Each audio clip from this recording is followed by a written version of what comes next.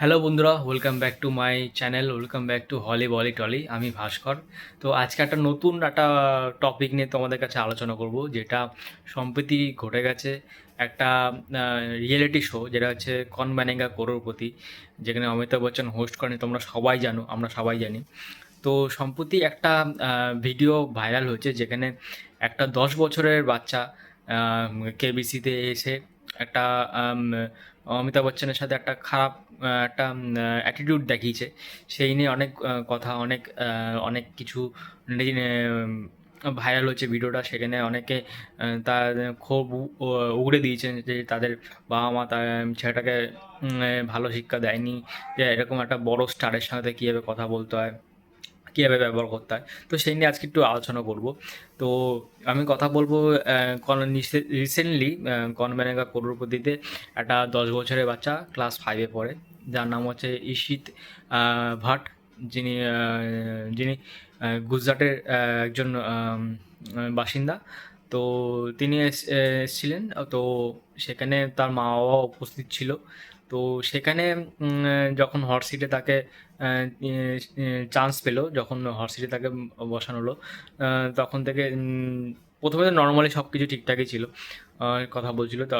তারপর যখন তাকে কোশ্চেন করা শুরু করা হয়, তখন তখন দেখা যায় যে তার যখন অমিতাভ বচ্চন তাকে কোশ্চেন করছেন, তার কোশ্চেন শুনে তিনি অপশনে ওয়েট করছে না। তিনি সে আম, আগের থেকেই সব কোশ্চেনগুলো, সব উত্তরগুলো সেগুলো বলে দিয়েছিল। মানে এমন একটা অ্যাটিটিউড দেখাচ্ছিল, মানে উনি মানে সবই জানে। তো ঠিক আছে, ভালো কথা, সে সব জানে, বাচ্চারা ইন্টেলিজেন্ট, ক্লাস 5-এ পড়ে, ঠিক আছে, মানছি। কিন্তু অত বড় একটা স্টারের সামনে তাকে কীভাবে প্রেজেন্ট, কীভাবে তাকে ধীর স্থির হয়ে উত্তর দেওয়া উচিত ছিল, সেটা তার মা বাবা তাকে একটুখানি গাইড করলে ভালো হতো আগে থেকে। কোনো মা বাবাই চায় না তার ছেলেকে এইভাবে শিক্ষা দীক্ষা দিতে, যাতে এত বড় স্টারকে সম্মান না দেওয়া। এরকম কিচ্ছু কোনো মা বাবাই চায় না। তো আশা করছি যে আপনাদের যারা দেখছেন ভিডিওটা, তারা অনেকে মা বাবা হবেন। তো তারা বাচ্চাদের সেরকমভাবে একটুখানি ম্যানার্সটা শেখাবেন, যাতে এরকম একটা সম্মানীয় ব্যক্তির সামনে যদি কেউ মানে যায়, তার সাথে কীভাবে ব্যবহার করতে হয়, তার সাথে কীভাবে কথা বলতে হয়, তাকে কীভাবে সম্মান দিতে হয়, এগুলো শেখানো উচিত মা বাবাদের। তো আমরা আমরা আমি আমিও পরে হয়তো বাবা হব কদিন পর। তো কোনোদিন তো বাবা, সেদিন আমার ছেলে মেয়েকেও সেরকম আমি সেভাবে তৈরি করব। আপনারাও আশা করি সেভাবে শিক্ষাটা দেবেন, যাতে সম্মানীয় ব্যক্তি, শুধু ফিল্ম স্টার বলে নয়, যে কোনো সম্মানীয় ব্যক্তি যার সম্মান, যাদের বড়দের যাতে সম্মান দেয় অন্তত, সে বুঝে করা উচিত। তাদেরকে শেখানো উচিত কীভাবে কথা বলতে হয়, কীভাবে ওরকম একজন বড় ব্যক্তির সাথে আম আ সামনে বসে তাকে ধীর স্থির হয়ে তাকে সম্মানটা দেওয়া উচিত ছিল। তো যাই হোক, এই নিয়ে অনেক কন্ট্রোভার্সি হয়েছে, এ নিয়ে অনেকে অনেক কথা বলেছে। তো এটাই বলার ছিল যে তারপরে যখন তাকে কোশ্চেনের পর কোশ্চেন করতে হয়, অমিতাভ বচ্চন কিন্তু অনেক ধীর স্থিরভাবে, এবং তিনি নিজেও হয়তো বিরক্ত হয়ে যাচ্ছিলেন।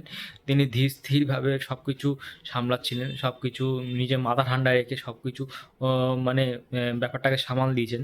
তো অন্য কেউ জায়গা অন্য অন্য অন্য ওনার জায়গায় অন্য কেউ হলে হয়তো সেই জায়গাটা হয়তো দিত না। কেননা সবাই অত বড় একটা স্টার, আম তাকে সম্মান মানে ওভাবে দিচ্ছে না।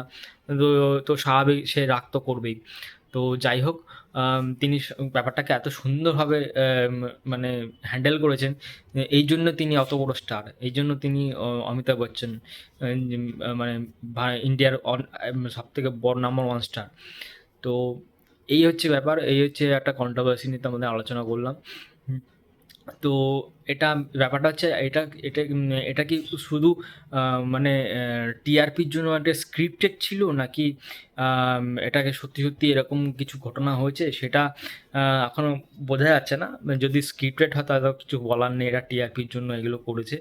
আর যদি সত্যি এরকম হয়, তাহলে আমি যেটা বললাম, এরকম বাচ্চাদের একটুখানি শেখানো দরকার, একটুখানি হাউ টু বিহেভ, একটা এত বড় স্টারের সাথে একটা বিহেভ কীভাবে করতে হয়, এত সম্মানীয় ব্যক্তির সাথে কীভাবে বিহেভ করতে হয়। তো আপনারা যদি ভিডিওটা দেখেন, তাহলে বুঝতে পারবেন যে মানে কতটা খারাপ লাগছিল দেখে। মানে সবারই খারাপ লেগেছে। যে এরকম একটা বড় স্টারের সাথে এরকম একটা ওভার অ্যাটিটিউড মানে ওভার কনফিডেন্স হয়ে গেছিল খুব। আ তো এটাই বলার ছিল। তো দেখা হবে আবার নেক্সট ভিডিওতে। আবার নতুন একটা ভিডিও নিয়ে চলে আসবো। তো টাটা বাই বাই।